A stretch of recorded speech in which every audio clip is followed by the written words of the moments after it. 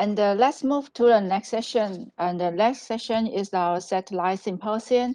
The topic is the scientific publication, artificial intelligence, and the microbiota and transplantation. And I would like to welcome our moderator, Professor Qingyuan Lin. Professor Lin. It's my great honor to have this opportunity to introduce Professor Gao Yuru. Professor Gao Yuru attended his BS from the Department of Biology, Donghai University, Taiwan, and his PhD from the Department of Physiology and Biophysics, College of Medicine, University of Kentucky, USA. He received his postdoctoral training from the Division of Pulmonary and Critical Care Medicine, University Hospital, Case Western Reserve University, USA. Dr. Gao started his academic career at the Department and Institute of Physiology, School of Medicine, National Yang Ming University, Taiwan. He also has a joint appointment at the Institute of Emergency and Critical Care Medicine in the same university. Dr. Gao is interested in the areas of neurophysiology and respiratory physiology. He is also actively involved in research related to critical care, pediatrics, otolaryngology, respiratory care, and pulmonary medicine. He has trained 30 PhD students, 37 master students, and 3 postdoctoral fellows. Dr. Gao has published more than 180 original articles in international peer-reviewed journals and contributed one book chapter.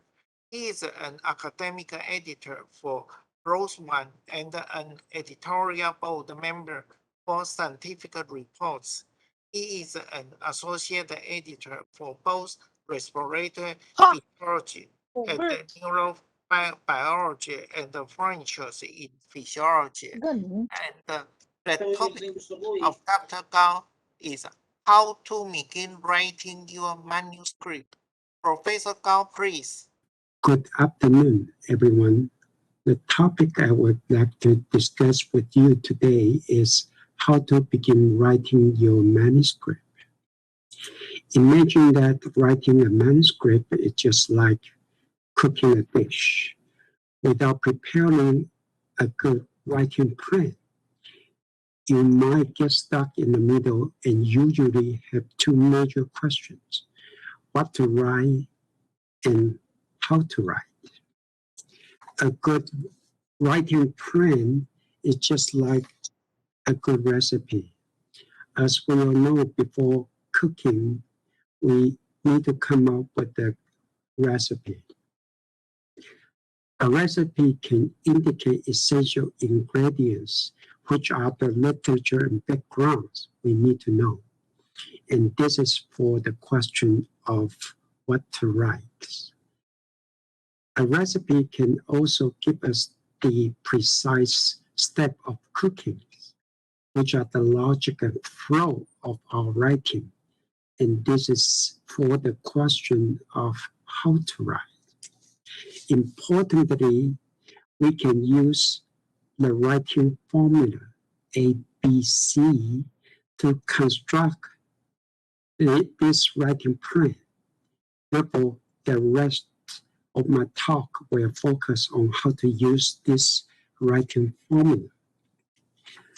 The ABC I'm referring to is that for each study, we usually have 3 major players. A represents the subject we study, and these are usually patients or certain diseases. B represents the treatments, such as drugs, doses, therapies. B can also represent pathogenic or risk factors, such as parental smoking, toxin exposure, and this is in the observational study. C represents the outcomes we need to measure, such as infection, neonatal RDS, bronchopulmonary dysplasia, etc. Here I present an example of how to use this writing formula. In this example, the author studied the development of monocyte toll-like receptor 2 and 4 in preterm newborn during the first few months of life. As we all know, toll-like receptor 2 and 4 are two types of pathogen recognition receptors that are important for the immunoregulation. Therefore, we just simply identify preterm newborns as A, which is the subject, toll-like receptor 2 and 4 as B, which is the mediating factors, and their development during the first few months of life as C, which is the outcome. Now we have to start thinking about what to write and how to write by raising some specific questions as our writing plan. And this question need to be answered by getting the references and knowing the background for answers. First, we start thinking with A. So for preterm newborn as A, we need to know the prevalence, etiologies, and consequence of preterm newborns. Then we start thinking with B. For toll-like receptor 2 and 4, we need to know what are they and their functions in the immune system. We then logically connect A to B. Therefore, we need to know an important aspect regarding the immature immunity in this patient population. Next, we can start with thinking with B. For this purpose, we need to know the deficiencies in expression and functions of toll-like receptor 2 and 4 in this patient population. And then think about C. For this purpose, we need to know the postnatal development of every aspect of the immune system in this patient population. We then logically connect B to C, and therefore we particularly need to know postnatal development of these two types of toll-like receptors in preterm newborns. Finally, we start thinking all together with A plus B plus C. For this purpose, we possibly need to understand whether we know the postnatal development of toll-like receptors, particularly during the first few months of life.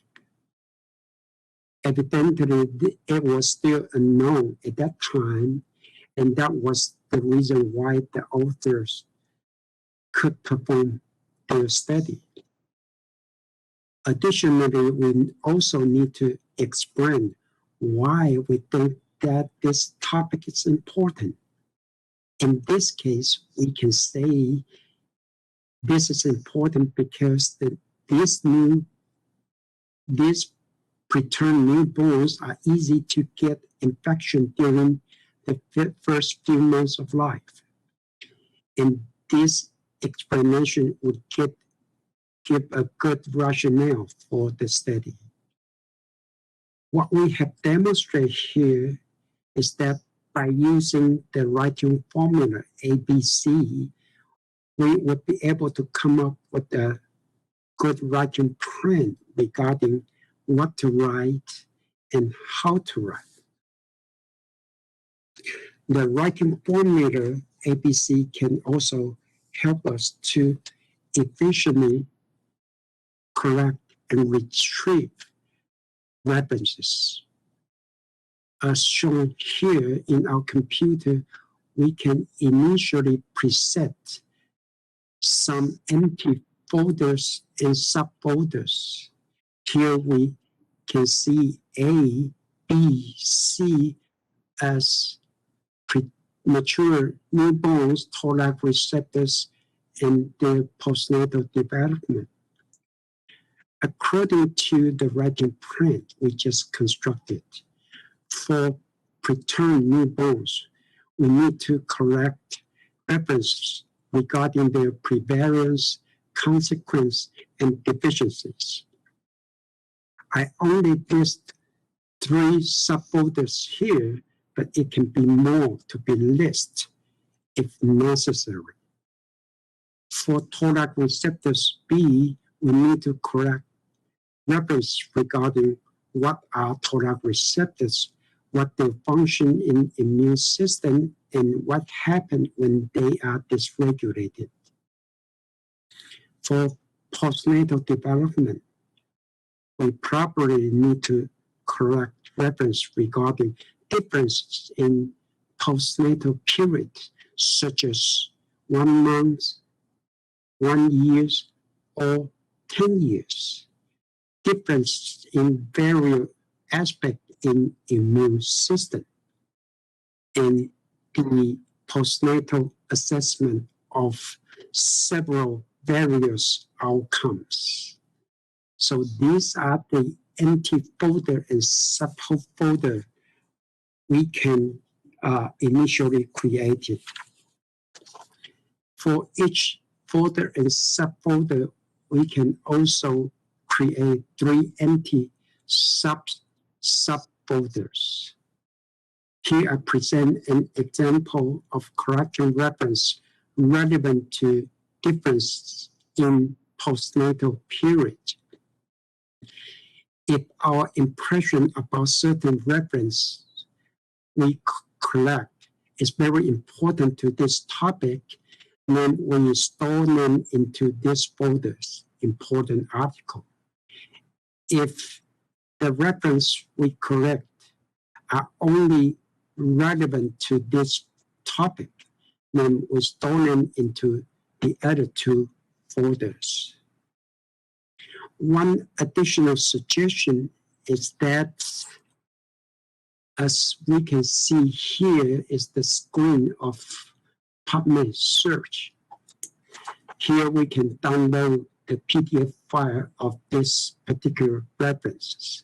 Here we can also see the abstract. With some additional time, we can simply copy and paste the abstract into a text file. So the text file we can store into a file name as abstract. So in the abstract, we can know the author's name, the title of the article, and where they or when they are published. We also know the background method, result, and conclusion. So say, for example, in this particular topic, difference in postnatal period, and in the subfolder of important article, if we download some 20 PDF file for references, then we can have 1 Word file of abstract, and this will contain 20, 30 abstract into this file. So when we need to check or to write this topic, we are not necessary to look through all this file into detail, but maybe just simply open this abstract file for further information. So the writing formula and writing print can give you a strategy which is good for what to correct, where to store them, and where to retrieve them. Here I show an example of how to use writing formula and writing print to write the introduction. In the introduction, the first paragraph, we can first introduce A, B, and then A to B. Then we can raise a question regarding an unknown issue of A plus B. For the second paragraph, we first introduce B, C, and then B to C. Now we can have the question of the study, the major question of the study as A plus B plus C, and come up with the major questions. In the third paragraph, we simply state the objective hypothesis and the approaches of this study. So 3 paragraphs can solve the problem of writing a good introduction. You can analyze this writing plan using the writing formula, the strategy for each article you read, because you often find the strategy is commonly used for most of the authors to write their introduction. Here is the introduction of the study. I'm not going to go into detail with you, but if we analyze the first paragraph, we can identify some statements related to A, related to B, and certainly related to A plus B. If we analyze the second paragraph, we can identify statements regarding B, then regarding C, and certainly to B plus C. We can also find a final statement, crucial statement regarding A plus B plus C to generate the research question. In the third paragraph, we can easily find the objective of the study, the hypothesis, and maybe the approaches of the study. So, in conclusion, number 1, do not write your manuscript before making the writing print. You can use the writing formula ABC to come up with a good writing print, which is the recipe for cooking. A good writing print can strengthen the logic and flow of your writing. A writing print can solve the problems of not knowing what and how to write.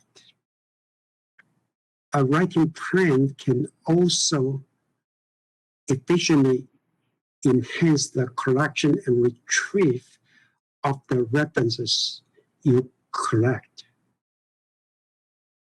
This is how you begin your writing, your manuscripts. Finally, if the reviewer had the same recipe as yours, they are most likely to buy your story and accept your article. Thank you for your attention. Any question or comments from the audience? If not, may I ask the first question? Professor Go, can you Yes. give us some information and our suggestion how to prepare a figure or table? Okay, figure and tables are 2 different things. table usually construct by Word software. So this just go alignment with each column, and that will do. But for figures, usually I found my student who give me the PowerPoint file for figures, and these figures these files are not acceptable when you submit the file to journal, to most of the journal. So you need to use certain professional image software, such as Photo Impact or Photoshop, to construct your figures. And for each figure, you need to look out for the resolution, the file size, and whether they are color or black-white files. And these are the preliminary setting you need to figure out before you make up the figures. Well, that's a very long case, long course for how to prepare your figure with sufficient quality. So this, I'm not going to go into detail. Can you talk more detail about what time you choose table or figure to illustrate your result? Okay, that's a very good question. Usually we use table to represent data of supported data. We use figures to present the major data. This is because in the table, we need to list numbers which are difficult to be recognized by the reviewer or by the reader. Then if we use figures, either we use bar diagram or curve diagrams. And these data are more easily to be recognized. So what I mean is supported data use table, major data use figure to present. Thank you. Okay, thank you. Is there other question or comment from the audience? Yeah, I think there are two questions in the chat box, but I think because the time is limited and we can ask the Professor Gao to answer the question in the chat box. Okay. Okay. Okay. Thank you, Professor Gao and Professor Lin.